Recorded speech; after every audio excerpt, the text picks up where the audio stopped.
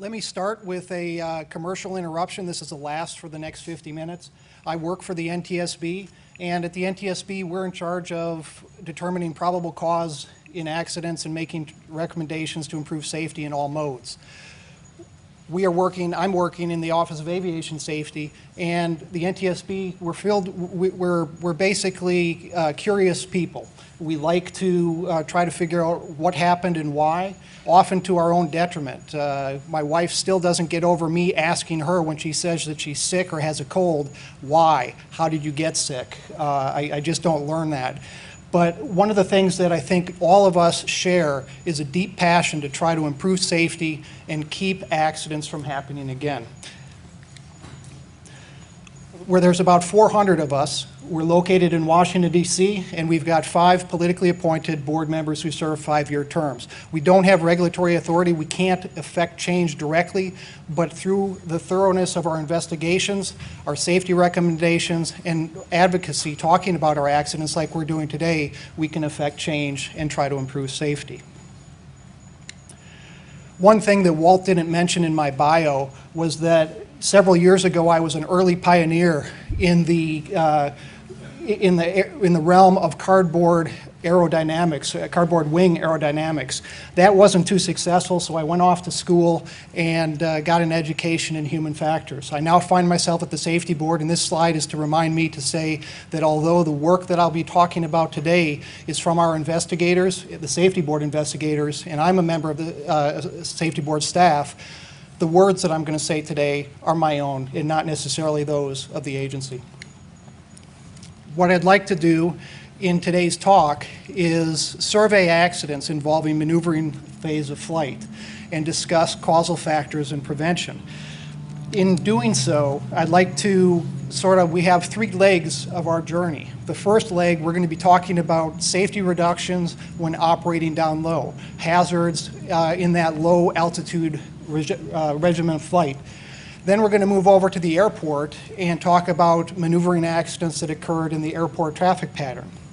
And then the last leg of this journey, we'll pull out of the airport pattern and start talking about decision making and distractions that occur elsewhere in flight that lead to maneuvering flight loss of control accidents.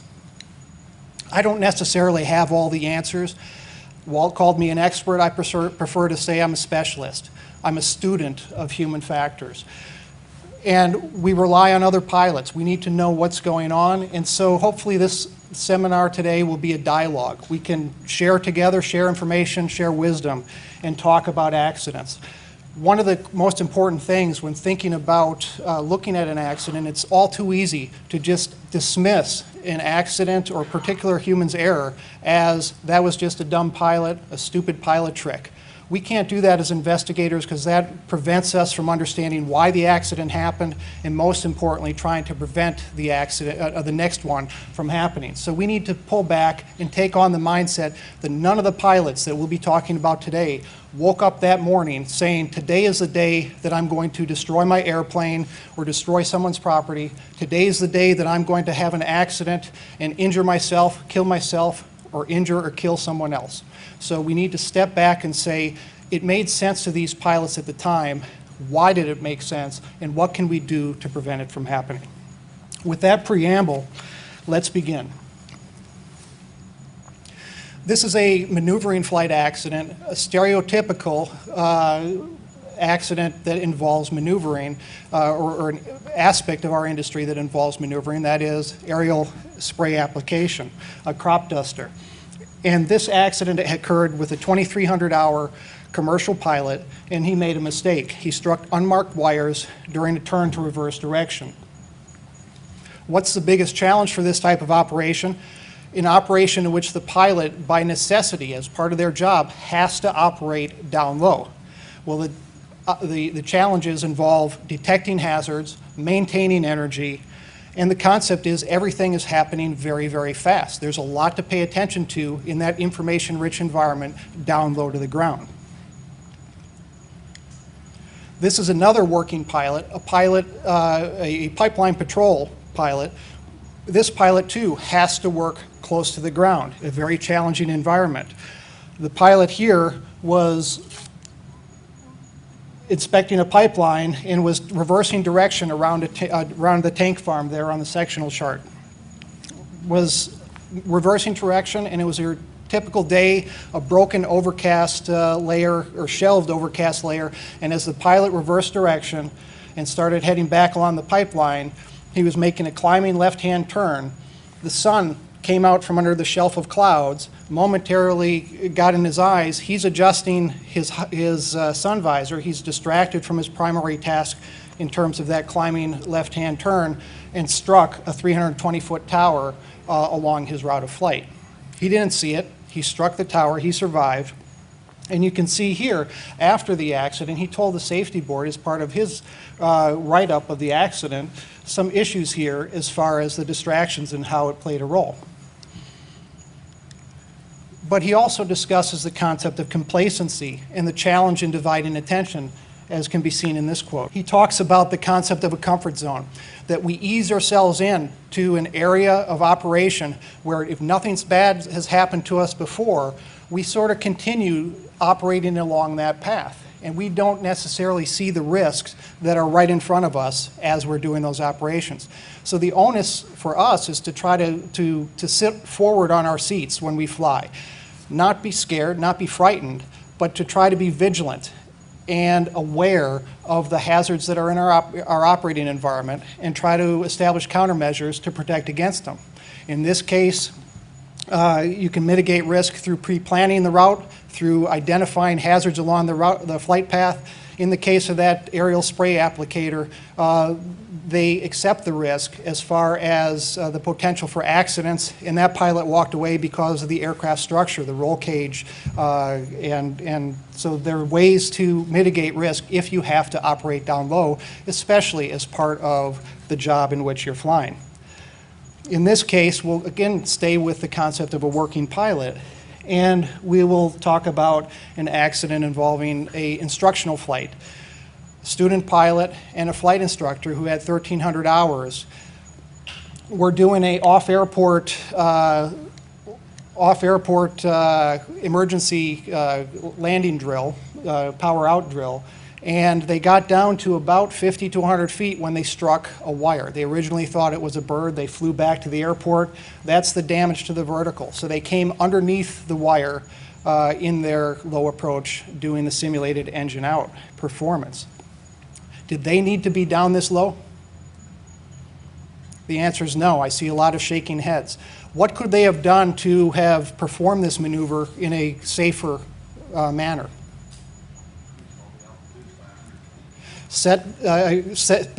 Basically restating, setting a floor altitude, setting an altitude where they're not going to descend below. The concept of planning, thinking the maneuver through before executing it, especially in an operation where they don't have to be operating that low to the ground. That helps increase the margin of safety. This next accident does not involve an instructional flight, is not involving a working pilot, but also resulted in a low altitude wire strike. We had a private pilot who was out dispersing remains from their father-in-law over a cemetery for a ceremony. And they struck wires while going across the cemetery. The window came in, they were slightly injured, but they were able to make it back to the airport. What could these pilots have done differently? Fly higher? The other concept is they could have chosen to, there may have been some involvement or some loss of focus or target fixation, per se, as a result of the fact that it was the father-in-law's ashes in the plane and it was the son-in-law who was doing the flight versus a third party. But the other concept would be ground reconnaissance. Actually, if you're going to do this, go down, assess the hazards. It's part of the pre-planning, the risk mitigation that needs to have happen before.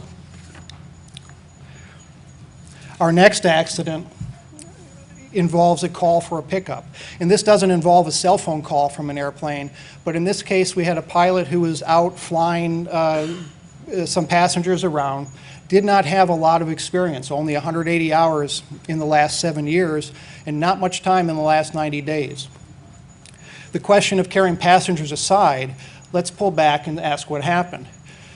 The call for pickup was actually a prearranged signal that the pilot had with his wife, where when he was done flying for the day, he was going to orbit the house a couple of times as a signal to his wife that he subsequently needed a ride to the airport. She then left the house, was driving down the road to go pick up her husband, and she noticed in her rearview mirror her husband's airplane in the rearview mirror. So he's low. She later saw the airplane nosedive into the ground. He struck wires 70 feet over the ground, over the road there, and was killed. Again, we've got a 44-year-old pilot, married, not a lot of experience, and this must have made sense to him at the time. But I think if I ask, does it make sense to this audience, I'm going to see nothing but shaking heads. No, it doesn't make sense. But what part of his training, education, or experience that he had did he miss having the appreciation for risk or hazards of operating in this environment? What we need to do as a community is try to figure out ways in our education programs, in our pilot training, and as peers to give pilots forethought or foresight to appreciate risk and change courses of events. This next crash, we were talking about a low time pilot who snagged wires over a road. This is a higher time pilot. This pilot had 4,400 hours, ATP rated, had previously flown for a regional airline and a cargo airline. And at 11 o'clock at night, over Interstate 81 in Virginia, snagged high-tension power lines crossing the road. What was going on here?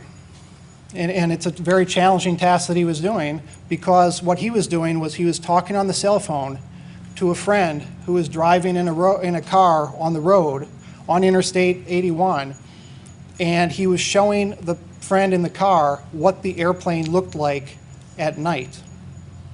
When the friend, as you can see in this written statement, saw the airplane hit the wires, explode, and crash into the ground. It was a challenging divided attention task, but unlike the pipeline patrol that we talked about earlier, this pilot did not need to be down there. A more appropriate way to show a friend what your airplane looks like at night is not to fly over them while they're driving, while you're talking on the cell phone, but invite them to the airport. If they need to see it from the ground, do some pattern operations at night and bring them along if they want the ride. But it's impoverished visual conditions, and this was a more experienced pilot. Somewhere along the line, this pilot did not have that true appreciation for risk that operating at 11 o'clock at night, impoverished visual conditions, over a road at low altitude and doing a divided attention task was something that may not need to be done. How did this airplane get here? It's a Baron, and no, did not run off the end of the runway. This airplane actually it stalled. It was relatively low attitude impact, and the pilot and 4 passengers on board were killed. What was happening was a 4,700-hour private pilot was taking passengers up for a local flight, a sightseeing flight. There was a work team at a camp in Nevada at a ranch, and he was taking passengers up to overfly the local area during the day. When we talked to witnesses during this investigation, the witnesses were saying that the airplane was seen making 2 or 3 low passes over the working group, and the witnesses estimated the airspeeds to be around, or the altitude to be around 100 to 300 feet above the ground. They saw the airplane make a sudden steep pitch up, climbing left turn, approaching 90 degrees, and then sort of stalled out and crashed nose first into the ground. A GPS on board showed that the ground speed during some of these passes, these low altitude passes, was approaching 120 knots. One witness thought it was a crop duster, but in this case it wasn't a crop duster. This pilot did not need to be operating down that low. And a witness up on the mountain actually took some pictures of this airplane. So we weren't relying necessarily or exclusively on eyewitness testimony, but we had photo evidence of this airplane as it's moved across the valley floor there. And as you can see, if I zoom up that last picture, that airplane's only about 3 or 4 wingspans from the ground when it's doing its maneuvering. How do you prevent an accident like this?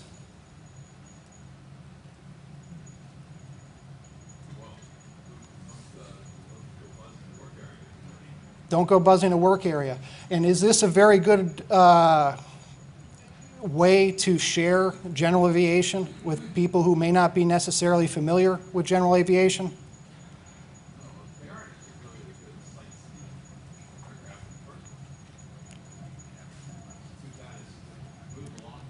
Yeah, it may have been all he had. But the other question I want to pose to the group is that climbing left-hand turn where he stalled out, would it make a difference if the reason for that aggressive climbing left-hand turn was a bird or a balloon or some other obstacle that he was trying to avoid? Would it make a difference in our assessment of whether this was a good idea to do or not, or whether this pilot really needed to be down there? And I'm seeing heads shaking no. And the reason is that the pilot is operating down low to the ground. There is very little margin for error. They did not afford themselves the ability to recover from surprise or anything unexpected happening in their task environment. Sometimes pilots, who survive accidents, actually will draw a diagram for us as far as the circumstances of the event. And in this case, what we have is a pilot here who was out doing a sightseeing flight. They're the only person in the airplane, and as they're returning to the airport, they saw a friend of theirs on the road while they were driving. But you see here what happens is the airplane landed. Don't think that's a bat. I guess those are 2 dragonflies. But the airplane landed on a dirt road off airport, didn't get to the airport. Why did it land on the dirt road? Well, what we often don't see in these maps that pilots draw for us is statements like, where I hit the SUV. And again, we can laugh here, but the concept is this made sense to this pilot at this time. He saw the friend, and so he did a 180 turn, and he was going to do a strafing run, fly over his friend, as his friend was driving on that dirt road. He wound up putting his friend into the hospital, and that's the tire track of his left main gear as he went over the car. The gear fell off. He then came back around to land on that dirt road to check on his friend. Again, what would you think the age of this pilot might be? And that's the answer was 22, in the 20s, and that's the stereotypical response. We're thinking, okay, that's the young risk taker. That's the person that shouldn't know better. This pilot was actually 70. This pilot should have known better. And our challenge as a community is, how do we get in touch with pilots like this to say, you know, it's okay to look down, it's okay to see friends on the ground, but it's a lot safer to get to the airport, call your friend, or the next time you have a drink with your friend, to say, hey, I saw you on the air, I know where you were. Surprise them that you knew what they were up to because you saw them from the air, not necessarily have them see you or have this up close and personal contact. 70 years old. Now remember what we were all taught when we were private pilots, as far as when we're going through our flight training, when we're operating down low, when we're doing our ground reference maneuvers. Didn't we have a set of checklists that we go through? What were some of the things on that checklist, or one of the primary things before we started letting down to do our maneuvers? What was one of the things that we were supposed to do? Clear the area. And then what we would do. One of the things I was taught, clear the area, and then make sure you pick where you're going if something happens. Where's your outfield? Where are you going? You're letting down into an area so that you have an outfield. If something were to happen while you're doing your maneuvers, you know where you're going. Well, this pilot was out checking deer stands and orbiting, looking at the deer stands on his property, and noticed that his Piper Light Sport was starting to descend, had lost altitude. He didn't catch it. He didn't arrest it. When he tried to arrest it while it was happening, when he tried to arrest the power or the descent, he applied power. There was no power to be had. The engine had frozen up, carburizing. He wound up stopping, and as you see in that bottom left-hand picture, when the airplane was recovered, put on a set of blocks, the engine ran quite fine. There was nothing wrong with the engine. But again, this pilot just didn't work through the basic checklist. Let's go back to that tower pilot who was talking about that comfort zone, that sense of complacency. This pilot clearly had a sense of complacency that they didn't need to clear the area. They didn't need to follow the checklist. Hey, we're going into a low power state. Maybe we need to apply carb heat to protect ourselves, to minimize or to mitigate the risks of the environment that we're starting to operate within. I'd be remiss if I didn't show, when we're talking about maneuvering accidents happening low to the ground, this famous accident involving Corey Lytle in the East River in New York. Don't need to belabor the point, but that was the route of flight from Teterboro, and we had a CFI in that plane that wasn't necessarily familiar with the local area. They hit the building about 332 feet up. And what was happening was they were making that left-hand turn to avoid the Class B airspace, and were making it in a downwind direction. So they were getting pushed as they're turning. And instead of accepting the concept of an altitude bust, climbing up or exceeding the limits of that airspace, they unfortunately hit the building. And the probable cause cited in this case, planning and judgment and experience of the pilots involved. Our accident reports for surviving pilots, they afford us an opportunity to hear from the pilots. How could they have prevented the accident from happening again?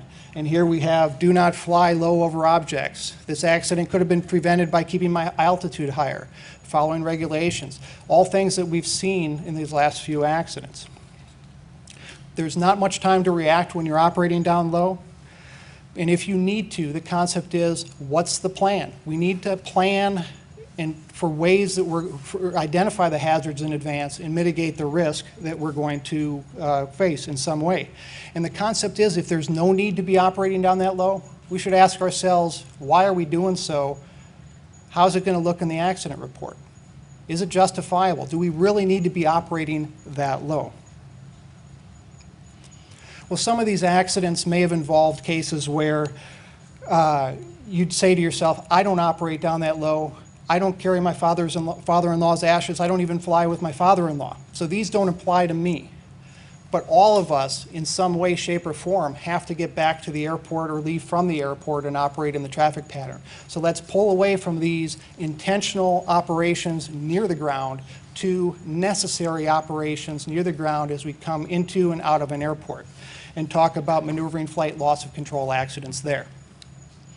This is the airplane that I soloed in a few days after I soloed. It was a pretty airplane, and this is the airplane several years later. It crashed short of the runway going into York, Pennsylvania, and it was an operation involving pattern operations. It killed the pilot. And what was happening was the pilot was coming into the pattern, there was a helicopter in the pattern, and it was your classical, where are you? Do we have separation? And trying to maintain self-separation, the pilot lost focus of airspeed and wound up stalling short of the runway.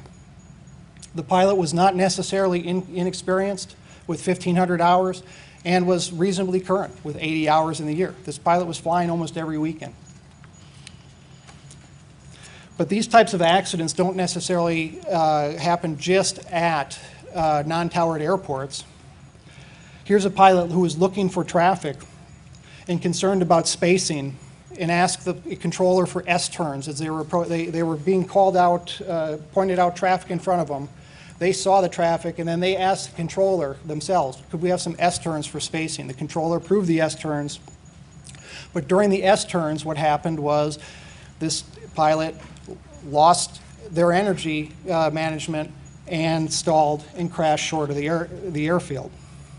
Why? They were probably focused on traffic avoidance instead of flying the airplane. They lost their situation awareness.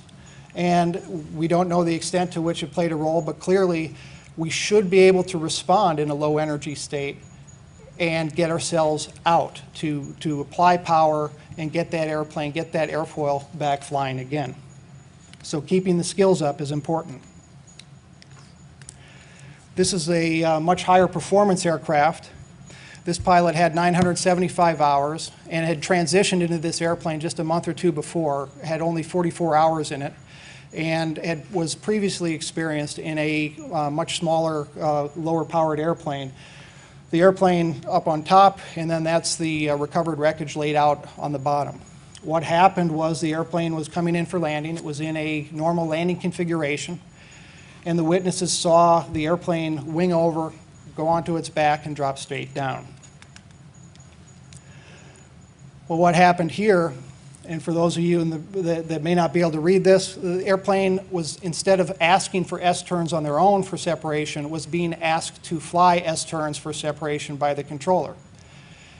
Controller wanted to get one more departure out, ask this airplane for S-turns, and turn and final, fly across the final, make an S-turn so I can get 2 departures off. The airplane acknowledged.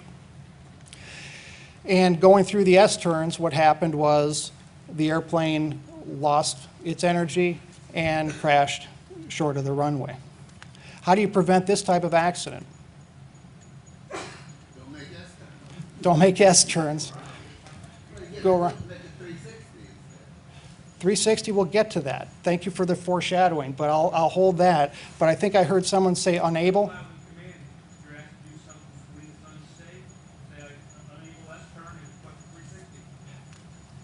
That's right, and the common theme as we move through is we are the pilot in command. It's our responsibility to be proficient. It's our responsibility to know the performance limitations of our airplane, and it's our responsibility to ensure that what we're doing up there allows us to successfully get back down here. And if we need to make a phone call on the ground when we get back, if we need to embarrass ourselves, those are things that are okay to do, short of crashing short of the runway.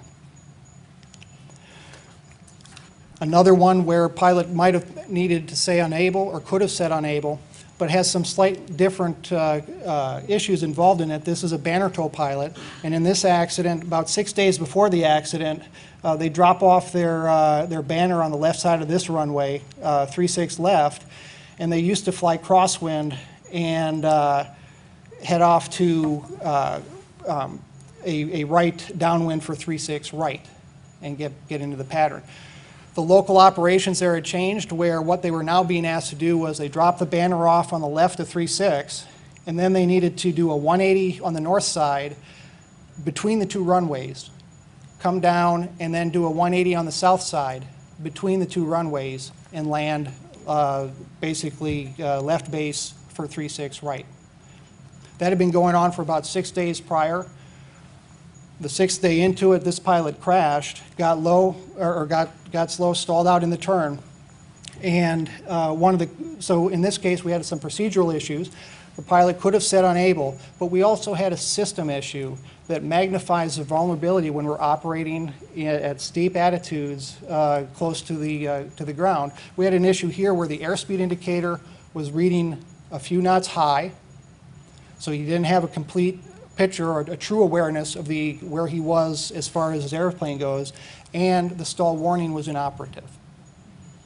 So he didn't get the cues he needed early to correct, but at the same time, this could have been prevented with a unable, or why are we doing this? Let's go back to the previous procedures. And we've had these types of accidents here at Sun and Fun. 5 years ago, airplane was coming in, high performance. This pilot only had high performance experimental, only had 613 hours, but about 15 hours in the months before Sun and Fun. 12 years prior had come into Sun and Fun and had told his wife that, quote, they'd come in a 182, I believe, had told his wife that Sun and Fun was exhilarating and scary at the same time. And it is a challenging environment when you're coming into a fly-in environment. High-density traffic, procedures that are not necessarily those that you're familiar with or used to flying. And there's sort of a expectation of performance. You don't want to be the one that does something stupid. You don't want to be the one that goes around. You want to demonstrate your proficiency as a pilot. But in this case, the pilot was overshooting the runway, and the controller called them to say, hey, turn your base and don't overshoot, but the airplane stalled out while doing the base to final turn. And there we just need to be capable and proficient of understanding the speed ranges of our airplane and be able to demonstrate proficiency throughout those speed ranges. Continuing the concept of working with air traffic controllers, this is an accident that happened in Clearwater, Florida, involving a 172 that was flown by a 171-hour private pilot with 2 passengers. The last flight was logged about 3 months earlier, but they did have 80 hours in this airplane. As they were coming in from the southwest, they were given basically they were given clearance to land on runway 22. As they were approaching the airport, they turned towards 27 and made a sharp right turn to adjust their pattern to 22. The controller dialogue there that may not be visible is, land 22, hold short of 17. The pilot acknowledged that clearance, and then subsequently, the controller queried them and said, verify that you're lined up for runway 22. The 172 pilot said, 00 Quebec, sorry about that. At which point the airplane crashed short of the runway in the bay. Clearly, the concept was the pilot was approaching the airport, lost their situation awareness, and lost orientation of where they were exactly going, was called out by the controller saying, wait, are you sure you're going to where I want you to go? And instead of confessing and dealing with, hey, look, we're not set up to do this, I screwed up, they aggressively tried to maneuver the airplane to correct their mistake and lost their lives in the process. The concept of just jotting, doing the airport diagram on your knee board to maintain your orientation comes into mind. The airplane was just about 25 pounds or 24 pounds over max gross weight.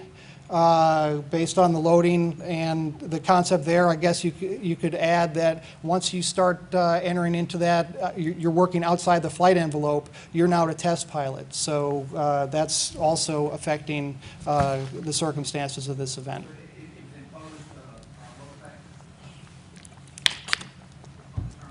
Yes, just additional weight. Let's move away from air traffic operations and the whole concept of saying unable and talk about the base to final turn. That's where a lot of these maneuvering flight accidents happen, the stall spin. In this case, pilots coming in, does a midfield crosswind for that runway, does their downwind, and then the base turn has the wind pushing them. They overfly the center line, try to correct, and wind up crashing. This was actually a flight instructional event involving a Cirrus aircraft who was on let me get this started, and here's a simulation from the data, or animation from the data that were on that airplane. The airplane's coming back from a flight review. As it's making this turn, the data are showing that the power is being pulled, is going down to low RPMs, and the pilot's turning. They were heading in for a downwind for that run a bit, but now they're crossing over. What likely is happening around here? Perhaps the flight instructor in the flight review had pulled power for a simulated emergency landing. The pilot's correcting or trying to turn base, turn final, but overshot the runway and is steepening up the turn to correct, and ultimately the airplane snapped over to the right. It was a flight review. We had a pilot and an instructor on board. We have issues as far as planning. How are we going to conduct the maneuvers? How are we going to accept failure? How are we going to reset and recycle and try this maneuver again? It's okay that the concept of coming in and doing a simulated engine out as you're approaching the airport, that's okay to do. We expect that. But if they blew that maneuver, call it, hey, look, could I have a reset? Could we do that again? Versus, I think I can make this. I think I can get this back to the airport. This accident involved no flight instruction, but there were 2 people on board here. It was a mall on floats, a local cross-country flight, and heading in towards the airport. Flew out west, did a little teardrop, came back in, teardrop around, and wound up stalling short on as they turned base to final. What was going on here was this pilot, who was trying a couple months before, was transitioning into a more high-performance aircraft. The flight instructor had identified in multiple flights with that pilot a tendency for this pilot to be making 45-degree bank turns in the pattern, so turns that were far steeper than you needed to make, and had described the pilot as ham-fisted, said they didn't properly recover the airplane after the stall warning horn occurred and needed to be coached through the stall recovery. And the pilot later sought another instructor to help them finish the transition training into the higher performance aircraft. The question here is, how do we as a community, how do we improve safety here where we've got a flight instructor who's identifying a potential issue with the pilot's proficiency, skills and abilities, to how do we apply that or how do we correct that in the future? And the challenge is, this isn't a primary student, so when you already have your license, the gates are not all that tight that a flight instructor can have you move through. Any thoughts there? Yes, sir.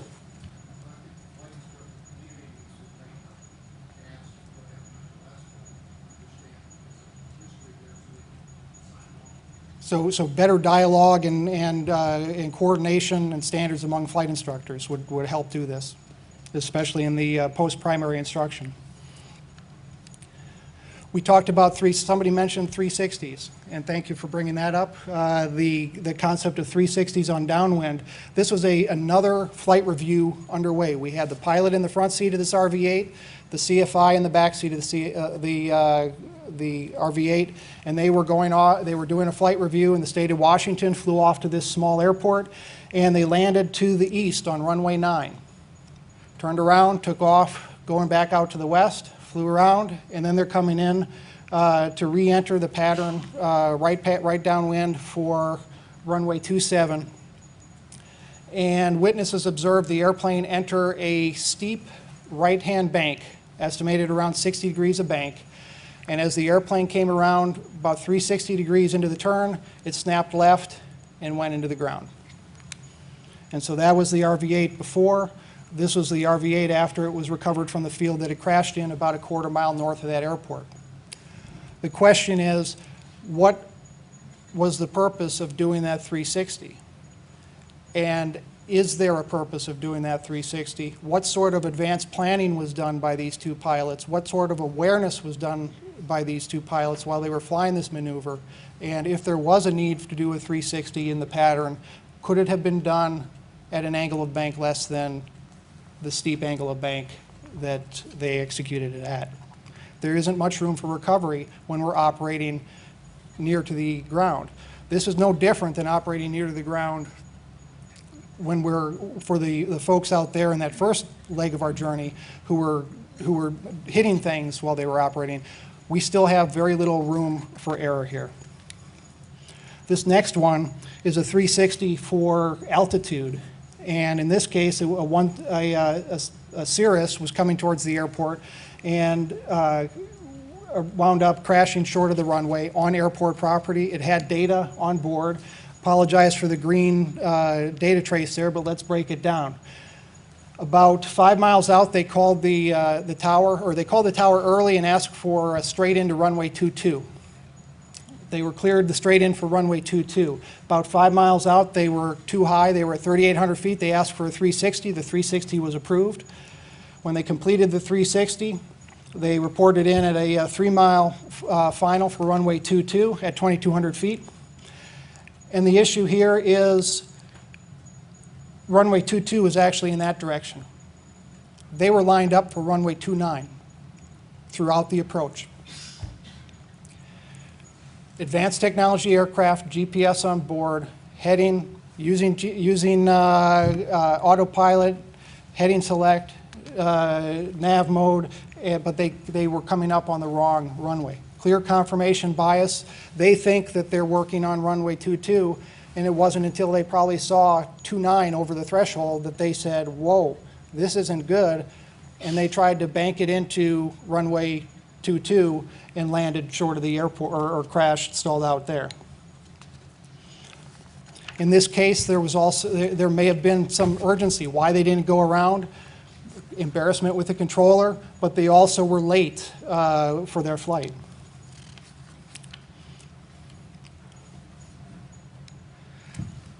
Let me just move forward a little bit. This is a landing go-around. And basically here, every pilot, the recommendation from the pilots, every pilot do stall training. And there's a lot going on and practices necessary to stay safe.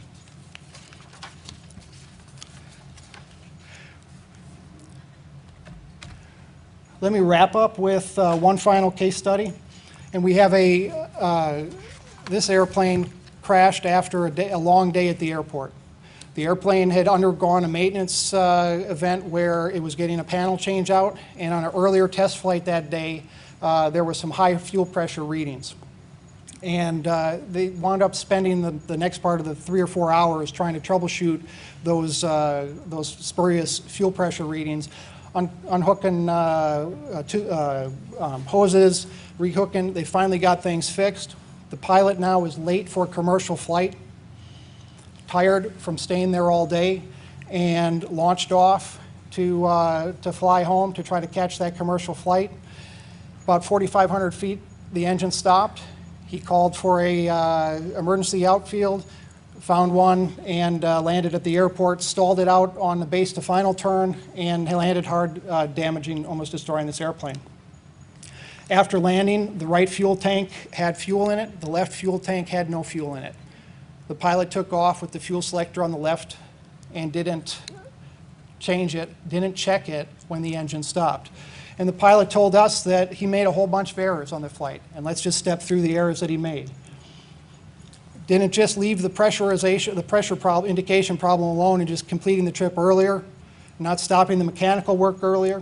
This was a 3-hour delay. We've been there where you want to get going, you want to get home, you're tired, frustrating. He didn't do a thorough walk around. He didn't complete the checklist. He took off tired, frustrated, and angry, and he wasn't monitoring the fuel. When the engine stopped, he fixated on the concept of, oh, this has to be related to the previous maintenance work. This isn't because maybe I need to check the fuel. Didn't follow the checklist up there, and he kind of wished that in hindsight he'd just gone and flown to, gotten a ride to the airport instead of driving, and then he could have picked up his airplane when he was fresh on a cool day and departed clear of mind. And this is a good quote from this pilot. The last thing I wanted to leave you with is, I'm a student of human factors, but I'm also human. Even though I know all the ways that people can make mistakes and I evaluate my mistake, or evaluate the mistakes of others as part of my job, I'm not immune to making those same mistakes. And what happened here was something that happened very similar to that pilot who was landing on runway 22. My airplane has 2 GPS. It's a 172, but it's got a nice sophisticated panel. I try to maintain my awareness. I was flying IFR one day. I came through the bases, and air traffic called the airport and basically said airport's 5 miles at 12 o'clock. I called the airport in sight. I'd never been to this airport before. I had an expectation. I'd seen it on Google Earth. I thought I knew what I was doing. I thought I was doing good, proper planning. But as you can see on the slide here, the green line is the 12 o'clock to the airport that the controller was calling me. When I came out of the bases, I was seeing this airport over here, and I proceeded straight to that airport. I'm making my position calls. For some reason, I'm not referencing my GPS anymore. I'm looking out. Why am I looking out? Because another airplane is announcing that they're about the same distance from the airport that I am, and now I'm in a vigilance mode. I'm looking out, and I've shed a lot of my workload. Inappropriately so, because I'm starting to head closer to that Class C airport, and it wasn't until I saw a regional jet turning close to me, and my brain is saying, boy, they really dropped those regional jets close to this small little airport that I'm going into, that I then woke up. That was my runway 29. That's when I woke up and I said, wait, I've just made a mistake. I need to double back and get into the right airport, get out of the airspace that I'd penetrated. So the concept is human factors is something that we're all vulnerable to, even somebody who is specialized in human factors.